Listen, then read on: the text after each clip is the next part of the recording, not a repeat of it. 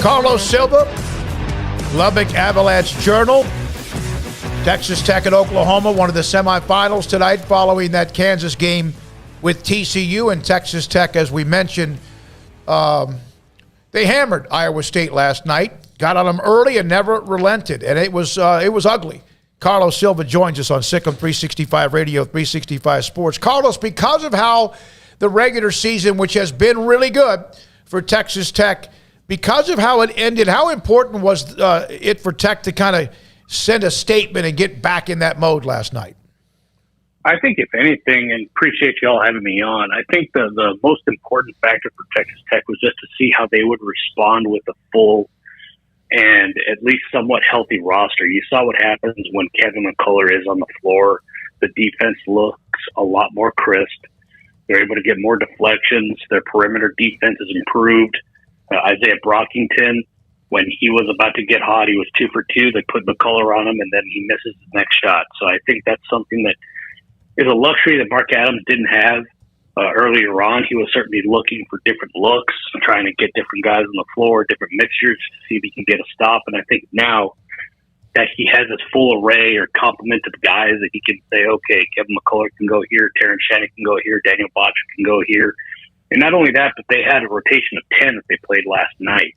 That just goes to show the type of depth. And then even then, after those 10 guys, you still have Chibuzo Agbo and some of the other guys that most would consider, end of the bench guys, but they're still making plays later on. As you saw Chibuzo Agbo take a ball away from an Iowa State player and get a quick layup. So I think to your point, yes, I think the response last night was certainly needed from Texas Tech, but I think more important, Mark Adams was just looking to see if his guys were just focused and ready to play, and really, as he mentioned before earlier in the week, make this a practice for the NCAA tournament. All right, so how are we supposed to figure this matchup with Oklahoma tonight, given that the first time they played, Tech played one of their worst games of the season and lost by 15. And then the next time they played, you could argue it was one of their best games of the season, especially defensively, only gave up 42 points and won 66-42. So what is it that we have to expect tonight?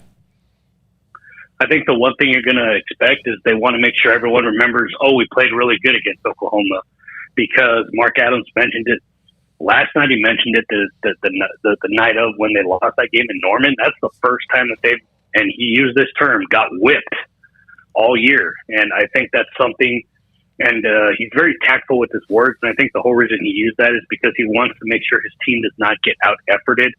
His team doesn't lose any rebounds. His team just doesn't show any weakness or toughness. And I think that's something that you're going to see tonight is how will they take on Umoja Gibson, who had that huge night in Norman. Can you slow him down? Can you make sure that he doesn't get going or get caught on fire, kind of like what they did with Isaiah Brockington yesterday? Now, granted, it's a different situation because Tanner Grove certainly had himself a game last night, and they've got a little bit more weapons than Iowa State. But I think for Texas Tech, the biggest thing is do not allow the three-point shots to fall, because if they do, it could be a very, very bad night for the Red Raiders. But to your point, I think when you're looking at what this matchup could be, I think the Red Raiders are looking to bounce back, and they're looking to continue what they want to do, which is win the league title, and then use this as I mentioned before, use this as a practice to the NCAA tournament, because it's win or go home, and they want to continue to win.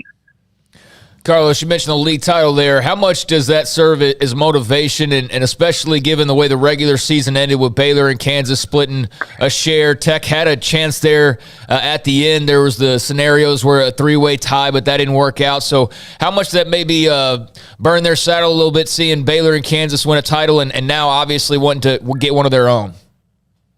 Well, I don't know if that necessarily bothers them. I think you can look back at some of the other earlier games where you lose a game to Kansas State in Manhattan. That's something you shouldn't have done earlier on.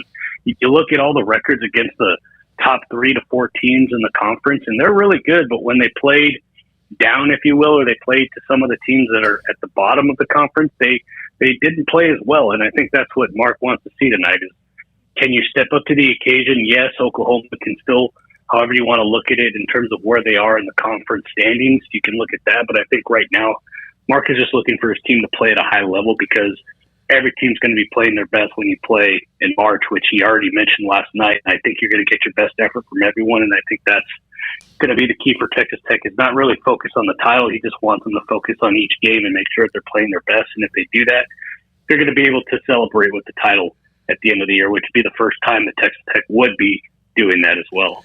Carlos, McCullough, of course, came back. That was good. Or he came back. He's healthy. Shannon, of course, has battled back. I mean, I look at the box score, and I know it was a blowout, so they just emptied the bench. But they had 9-10 players play 14 minutes or more last night. Are they as healthy as they have been? And this kind of, they just bring waves of people at you no matter who it is? Well, I know Red Raider fans got mad at me the last time I said it, but yes, they are as healthy as they've been, because right after I said that, they had a couple injuries. But I think right now when you look at what they did, you also have to keep in mind that they have a game at 8:30 tonight, so I'm sure Mark was trying to do his best to empty the bench and make sure his guys that are going to probably get a much heavier minute load the next couple of days if they do make it to the championship game. He wants to make sure that he doesn't overtax them, especially McCullough, who's coming off that high left ankle sprain, or Terrence Shannon, who's been dealing with the back issues all year, and then Daniel Baccia, who's dealing with a knee issue. I think that there was a little bit of that, but I think the most important thing that Mark really wanted to see from his team, and he always mentions the word toughness, but he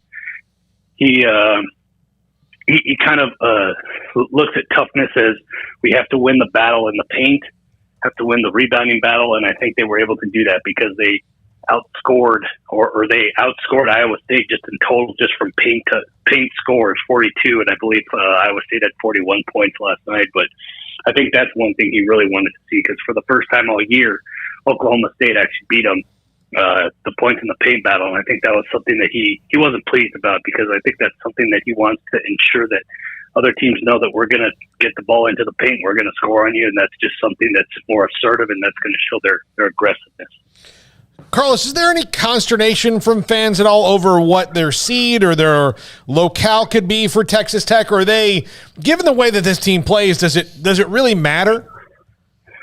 Fans are going to fan. I mean, you guys know that.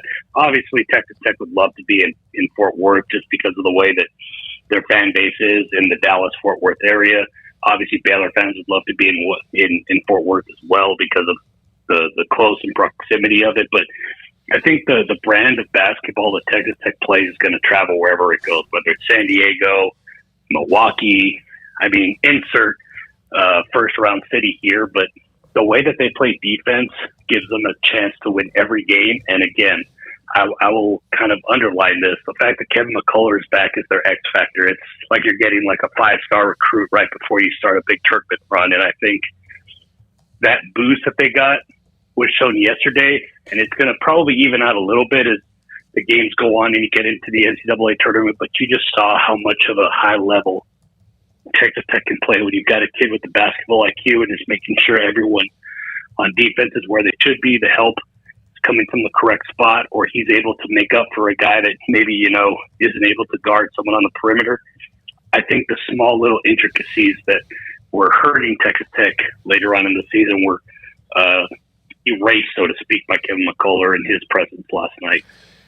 Debbie on the chat room said this: Texas Tech's defense can travel and get to the Final Four. Their offense could also have them lose in the first round. Obviously, though, now with the depth, as you mentioned, with McCullough back, that allows them.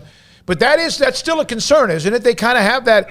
I think they just overwhelm people. I think they're going to. I do believe they're going to get fairly deep into the tournament. We just don't know what. You need a couple of things to go your way. But would you agree with that statement? I think that's a fair assessment, and I think I can go back to Oklahoma State, where they held a 3-point lead for 9.5 minutes to close out that game, and they weren't able to score. But it also shows that they were able to defend like heck and didn't allow Oklahoma State to score those, 4 points to get that 1-point victory on the road. Now, granted, I don't know what that says more about Oklahoma State's offense or the way that Texas Tech wasn't able to score, but I think the one thing that really, really can make Texas Tech a contender for getting to either the Final Four or even farther than that, if they can start draining threes, which Kevin McCullough had 3 of them last night, that opens up their offense. And not only that, but then just gives them a boost, because once you open up the offense, that's going to give Terrence Shannon space to drive, Kevin McCullough space to drive, Adonis Arms space to drive, Davion Warren space to drive. And then not only that, but then you've got 2 guys in Kevin O'Banner and Bryson Williams who can also drain threes. So I think that's the biggest key for Texas Tech if they really want to take that next step. McCullough helped on the defensive end, but if you want to fix the ailments, if you will, on offense, you've got to drain your three-point shots.